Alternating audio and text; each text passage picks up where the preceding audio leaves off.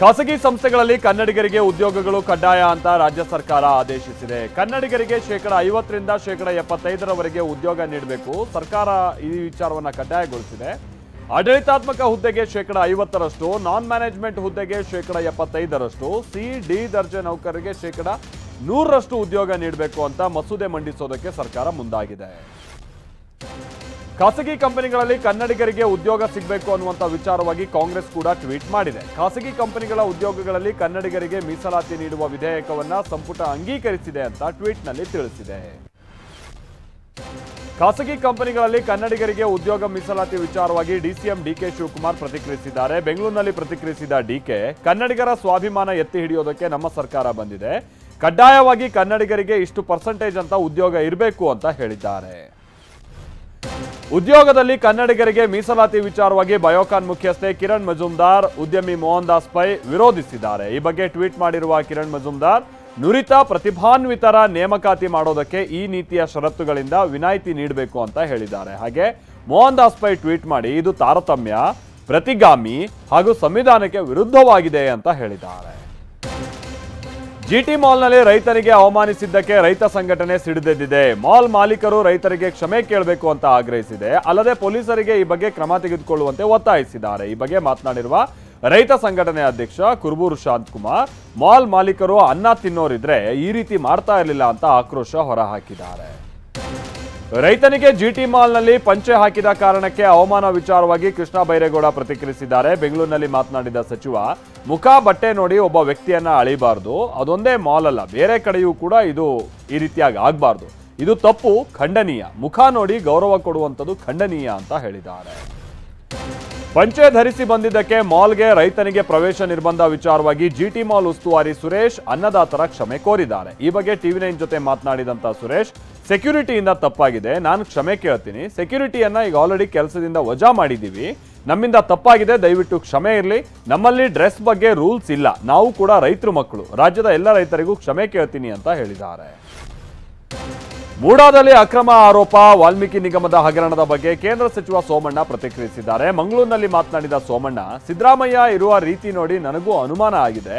ವಾಸ್ತವಾಂಶವನ್ನ ಮುಚ್ಚಾಕೋದಕ್ಕಾಗಲ್ಲ. ಬೆಕ್ಕು ಕಣ್ಮುಚ್ಚಿ ಹಾಲು ಕುಡಿಯುತ್ತೆ ಅಂತ ಅಂದ್ರೆ ಅದು ಸಿಕ್ಕಾಕೊಳ್ಳುವಂತ ಸಮಯ ಬರುತ್ತೆ ಅಂತಾನೆ. ಸಿದ್ದರಾಮಯ್ಯ ಇವರೇನಾ ಅನ್ನುವಂತ ಸಂಶಯ ಆಗ್ತಾ ಇದೆ ಅಂತ ವಾಗ್ದಾಳಿ ನಡೆಸಿದ್ದಾರೆ.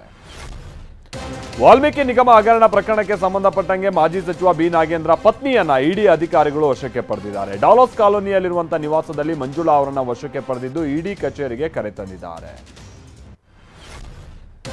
ರಾಜ್ಯದಲ್ಲಿ ವರುಣಾರ್ಭಟದ ಬಗ್ಗೆ ಡಿಸಿಎಂ ಡಿಕೆ ಶಿವಕುಮಾರ್ ಪ್ರತಿಕ್ರಿಯಿಸಿದ್ದಾರೆ. ಬೆಂಗಳೂರಿನಲ್ಲಿ ಮಾತನಾಡಿದ ಡಿಕೆ ಶಿವಕುಮಾರ್, ಎಲ್ಲ ಕಡೆ ಮಳೆ ಆಗ್ತಾ ಇಲ್ಲ, ಕೆಲವು ಕಡೆ ಮಳೆ ಆಗ್ತಾ ಇದೆ.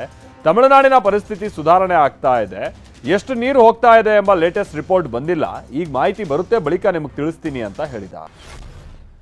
ಶಿರೂರು ಬಳಿ ಗುಡ್ಡ ಕುಸಿತ ಪ್ರಕರಣಕ್ಕೆ ಸಂಬಂಧಪಟ್ಟಂಗೆ ಕಂದಾಯ ಸಚಿವ ಕೃಷ್ಣ ಬೈರೇಗೌಡ ಪ್ರತಿಕ್ರಿಯಿಸಿದ್ದಾರೆ. ಬೆಂಗಳೂರಿನಲ್ಲಿ ಮಾತನಾಡಿದ ಸಚಿವ, ಘಟನೆಯಲ್ಲಿ ಒಂದೇ ಕುಟುಂಬದ 5 ಮೃತಪಟ್ಟಿರುವ ಮಾಹಿತಿ ಇದೆ. ಜೆಸಿಬಿ ಇಟ್ಯಾಚಿಗಳ ಮುಖೇನವಾಗಿ ಗುಡ್ಡ ತೆರವು ಕಾರ್ಯ ಮಾಡಲಾಗ್ತಾ ಇದೆ. ಮಳೆ ಬರ್ತಾ ಇರೋದ್ರಿಂದಾಗಿ ಮತ್ತೆ ಗುಡ್ಡ ಕುಸಿಯುವ ಸಾಧ್ಯತೆ ಇದೆ. ಎಷ್ಟು ಜನ ಇದ್ರು ಅಂತ ಇನ್ನೂ ಯಾರು ಕೂಡ ದೂರು ಕೊಟ್ಟಿಲ್ಲ. ಒಟ್ಟಾರೆಯಾಗಿ ಇದು ಬಹಳ ದೊಡ್ಡ ದುರ್ಘಟನೆ, ವಿಷಾದವನ್ನ ವ್ಯಕ್ತಪಡಿಸ್ತೀವಿ ಅಂತ ಹೇಳಿದ್ದಾರೆ. ರಾಷ್ಟ್ರೀಯ ಹೆದ್ದಾರಿಗೆ ಅಡ್ಡಲಾಗಿ ಮರ ಬಿದ್ದು ಕೆಲಕಾಲ ವಾಹನ ಸಂಚಾರ ಸ್ಥಗಿತಗೊಂಡಿತ್ತು. ಶಿವಮೊಗ್ಗ ಜಿಲ್ಲೆಯ ಮೂಲೆಗದ್ದೆ ಬಸ್ ನಿಲ್ದಾಣದ ಬಳಿ ರಾಣೆಬೆನ್ನೂರು ಬೈಂದೂರು ರಸ್ತೆ ಸಂಪರ್ಕ ಬಂದ್ ಆಗಿತ್ತು. ಸ್ಥಳೀಯರ ನೆರವಿನೊಂದಿಗೆ ಗ್ರಾಮ ಪಂಚಾಯಿತಿ ಹಾಗೆ ಅರಣ್ಯ ಇಲಾಖಾ ಸಿಬ್ಬಂದಿಗಳು ಮರ ತೆರವುಗೊಳಿಸಿ ಸುಗಮ ಸಂಚಾರಕ್ಕೆ ಅನುವು ಮಾಡಿಕೊಟ್ಟಿದ್ದಾರೆ. ಪಶ್ಚಿಮ ಘಟ್ಟಗಳ ಸಾಲಿನಲ್ಲಿ ಜೋರು ಮಳೆ ಸುರಿತಾ ಇದ್ದು ಚಿಕ್ಕಮಗಳೂರು ಜಿಲ್ಲೆ ಶೃಂಗೇರಿಯ ತೀರ್ಥಕೆರೆ ಜಲಪಾತ ಮೈದುಂಬಿ ಹರಿತಾ ಇದೆ. ಬೆಟ್ಟದ ತುದಿಯ 250 ಅಡಿಯಿಂದ ಬೋರ್ಗರೆದು ಕಲ್ಲು ಬಂಡೆ ಮೇಲೆ ಜಲಪಾತ ಧುಮ್ಮಿಕ್ತಾ ಇದೆ. ತೀರ್ಥಕೆರೆ ಜಲಪಾತದ ಮುಂದೆ ನಿಂತು ಪ್ರವಾಸಿಗರು ಸೆಲ್ಫಿ ಕ್ಲಿಕ್ಕಿಸಿಕೊಳ್ತಿದ್ದಾರೆ. ಮಂಡ್ಯ ಜಿಲ್ಲೆ ಮಳವಳ್ಳಿ ತಾಲೂಕಿನ ದೇಶಹಳ್ಳಿ ಗ್ರಾಮದಲ್ಲಿ ಮಳೆಯಿಂದ ರಸ್ತೆ ಸಂಪೂರ್ಣವಾಗಿ ಕೆಸರುಮಯವಾಗಿದೆ. ಈ ಕಾರಣಕ್ಕಾಗಿಯೇ ರಸ್ತೆಯಲ್ಲೇ ನಾಟಿ ಮಾಡಿ ಜನಪ್ರತಿನಿಧಿಗಳ ವಿರುದ್ಧ ಗ್ರಾಮಸ್ಥರು ಆಕ್ರೋಶ ಹೊರಹಾಕಿದ್ದಾರೆ. ಹಲವು ವರ್ಷಗಳಿಂದ ರಸ್ತೆ ಹದಗೆಟ್ಟಿದ್ದು ತಿರುಗಾಡುವ ಪರಿಸ್ಥಿತಿ ನಿರ್ಮಾಣ ಆಗಿದೆ. ಹೀಗಾಗಿ ತಕ್ಷಣವೇ ರಸ್ತೆ ದುರಸ್ತಿಗೊಳಿಸುವಂತೆ ಗ್ರಾಮಸ್ಥರು ಆಗ್ರಹಿಸಿದ್ದಾರೆ. ಕೊಡಗು ಜಿಲ್ಲೆ ಮಡಿಕೇರಿ ತಾಲೂಕಿನ ಮದೆನಾಡು ಸಮೀಪದ ರಾಷ್ಟ್ರೀಯ ಹೆದ್ದಾರಿ 275ರಲ್ಲಿ ಭೂಕುಸಿತದ ಆತಂಕ ಎದುರಾಗಿದೆ. ರಸ್ತೆ ಬದಿ ಬೃಹತ್ ಗುಡ್ಡ ಒಂದು ಬಿರುಕು ಬಿಟ್ಟು ನಿಂತಿದೆ. ಗುಡ್ಡ ಮೇಲಿಂದ ಹೈವೇಗೆ ಕಲ್ಲು ಮಣ್ಣು ಉರುಳಿ ಬೀಳುತ್ತಾ ಇದೆ. ಗುಡ್ಡದ ಮೇಲಿಂದ ಯಾವುದೇ ಕ್ಷಣದಲ್ಲೂ ಗುಡ್ಡ ಕುಸಿಯುವ ಆತಂಕದಲ್ಲೇ ವಾಹನ ಸವಾರರು ಸಂಚರಿಸ್ತಾ ಇದ್ದಾರೆ. ರೇಣುಕಾಸ್ವಾಮಿ ಕೊಲೆ ಆರೋಪಿಗಳಿಗೆ ಜಾಮೀನು ನೀಡದಂತೆ ರಿಮಾಂಡ್ ಅರ್ಜಿ ಸಲ್ಲಿಸೋದಕ್ಕೆ ಪೊಲೀಸರು ಸಿದ್ಧತೆ ಮಾಡಿಕೊಂಡಿದ್ದಾರೆ. ನಾಳೆ ನ್ಯಾಯಾಂಗ ಅವಧಿ ಮುಕ್ತಾಯ ಹಿನ್ನೆಲೆಯಲ್ಲಿ ಮತ್ತೆ ಕೋರ್ಟ್ಗೆ ಪೊಲೀಸರು ರಿಮಾಂಡ್ ಅರ್ಜಿ ಸಲ್ಲಿಸಲಿದ್ದಾರೆ. ಈ ಬಾರಿಯೂ ಹಲವು ಕಾರಣಗಳನ್ನು ಪೊಲೀಸರು ಕೋರ್ಟ್ ಮುಂದಿಡಲಿದ್ದಾರೆ. ಕೊಲೆ ಕೇಸ್ನಲ್ಲಿ ತಲೆಮರೆಸಿಕೊಂಡಿದ್ದ ಸಿನಿಮಾ ನಿರ್ದೇಶಕ ಗಜೇಂದ್ರ ಅವರನ್ನ ಸಿಸಿಬಿ ಪೊಲೀಸರು ಅರೆಸ್ಟ್ ಮಾಡಿದ್ದಾರೆ. 2004ರಲ್ಲಿ ಬೆಂಗಳೂರಿನ ವಿಲ್ಸನ್ ಗಾರ್ಡನ್ನಲ್ಲಿ ರೌಡಿ ಶೀಟರ್ ಕೊತ್ತರವಿ ಕೊಲೆ ಆಗಿತ್ತು. ಈ ಕೊಲೆ ಕೇಸ್ನ 8ನೇ ಆರೋಪಿಯಾಗಿದ್ದಂಥ ಗಜೇಂದ್ರ 1 ವರ್ಷ ಸೆರೆಮನೆ ವಾಸ ಅನುಭವಿಸಿ ಹೊರಬಂದಿದ್ದ. ಬಳಿಕ ಕೋರ್ಟ್ಗೆ ಹಾಜರಾಗದೆ ತಲೆಮರೆಸಿಕೊಂಡಿದ್ದ ಗಜೇಂದ್ರನನ್ನ ಸಿಸಿಬಿ ಪೊಲೀಸರು ಅರೆಸ್ಟ್ ಮಾಡಿದ್ದಾರೆ. ಚಿಕ್ಕಮಗಳೂರಿನಲ್ಲಿ ಶಂಕಿತ ಡೆಂಘಿ ಜ್ವರಕ್ಕೆ ವೃದ್ಧ ಬಲಿಯಾಗಿದ್ದಾರೆ. ಮೂಡಿಗೆರೆ ತಾಲೂಕಿನ ಮಳಲೂರು ಗ್ರಾಮದ ನಿವಾಸಿ ರುದ್ರೇಗೌಡರು ಚಿಕಿತ್ಸೆ ಫಲಿಸದೆ ಚಿಕ್ಕಮಗಳೂರಿನ ಖಾಸಗಿ ಆಸ್ಪತ್ರೆಯಲ್ಲಿ ಮೃತಪಟ್ಟಿದ್ದಾರೆ. ಪಶ್ಚಿಮ ಘಟ್ಟ ಪ್ರದೇಶದಲ್ಲಿ ಭಾರೀ ಮಳೆ ಹಿನ್ನೆಲೆಯಲ್ಲಿ ಬೆಳಗಾವಿ ಜಿಲ್ಲೆಯ ಹಲವು ಫಾಲ್ಸ್ಗಳಿಗೆ ಜೀವ ಕಳೆ ಬಂದಿದೆ. ಕರ್ನಾಟಕ ಗಡಿಯಲ್ಲಿರುವಂತಹ ಮಸ್ತ್ ತಿಲಾರೆ ಧಾಮಣೆ ಫಾಲ್ಸ್ ನೋಡೋದಕ್ಕೆ ಬರುವಂತಹ ಪ್ರವಾಸಿಗರಿಂದ ರಾಜ್ಯ ಅರಣ್ಯ ಇಲಾಖೆ ಸುಲಿಗೆಗೆ ಇಳಿದಿದೆ ಅನ್ನೋ ಆರೋಪ ಕೇಳಿಬಂದಿದೆ. ಜಿಎಸ್ಟಿ ಸೇರಿ ತಲಾ ಒಬ್ಬರಿಗೆ 303 ರೂಪಾಯಿ ದರ ನಿಗದಿ ಮಾಡಿದೆ. ಇದರಿಂದ ಪ್ರಕೃತಿಯ ಸೊಬಗು ನೋಡೋದಕ್ಕೆ ದೂರದಿಂದ ಬರುವಂತಹ ಪ್ರವಾಸಿಗರು ನಿರಾಸೆಯಿಂದ ಮಹಾರಾಷ್ಟ್ರದ ಕಡೆ ಮುಖ ಮಾಡ್ತಿದ್ದಾರೆ.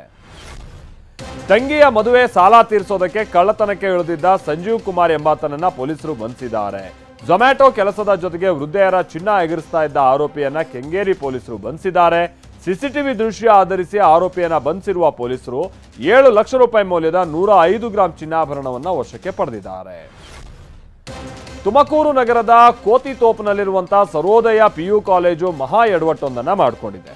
100 ವಿದ್ಯಾರ್ಥಿಗಳ ಪ್ರವೇಶಾತಿಗೆ ಮಾತ್ರ ಪಿಯು ಬೋರ್ಡ್ನಿಂದ ಅವಕಾಶ ಇದ್ರೂ 150 ವಿದ್ಯಾರ್ಥಿಗಳಿಗೆ ಪ್ರವೇಶಾತಿಯನ್ನ ನೀಡಿತ್ತು. ಆದರೆ ಇದೀಗ ಏಕಾಏಕಿ 50 ವಿದ್ಯಾರ್ಥಿಗಳ ಪ್ರವೇಶಾತಿಯನ್ನು ರದ್ದುಗೊಳಿಸಲಾಗಿದ್ದು ವಿದ್ಯಾರ್ಥಿಗಳು ಹಾಗೆ ಪೋಷಕರಿಗೆ ದಿಕ್ಕೇ ತೋಚದಂತಾಗೋಗಿದೆ. ಏರ್ಪೋರ್ಟ್ ಲೋಡರ್ಗಳ ಹುದ್ದೆಗಾಗಿ ಏರ್ ಇಂಡಿಯಾ ಕರೆದಿದ್ದಂಥ ಉದ್ಯೋಗ ನೇಮಕಾತಿ ಡ್ರೈವ್ ವೇಳೆ ಮುಂಬೈ ವಿಮಾನ ನಿಲ್ದಾಣದಲ್ಲಿ ಸಾವಿರಾರು ಉದ್ಯೋಗ ಆಕಾಂಕ್ಷಿಗಳು ಜಮಾಯಿಸಿರುವ ಘಟನೆ ನಡೆದಿದೆ. ಕೇವಲ 600 ಹುದ್ದೆಗಾಗಿ ಸುಮಾರು 25,000 ಉದ್ಯೋಗಾಕಾಂಕ್ಷಿಗಳು ವಿಮಾನ ನಿಲ್ದಾಣದ ಬಳಿ ಜಮಾಯಿಸಿದ ಕಾರಣದಿಂದಾಗಿ ಅವರನ್ನು ನಿಯಂತ್ರಿಸೋದಕ್ಕೆ ವಿಮಾನ ನಿಲ್ದಾಣ ಸಿಬ್ಬಂದಿ ಹರಸಾಹಸ ಪಡಬೇಕಾಯಿತು ಅಂತ ವರದಿಯಾಗಿದೆ.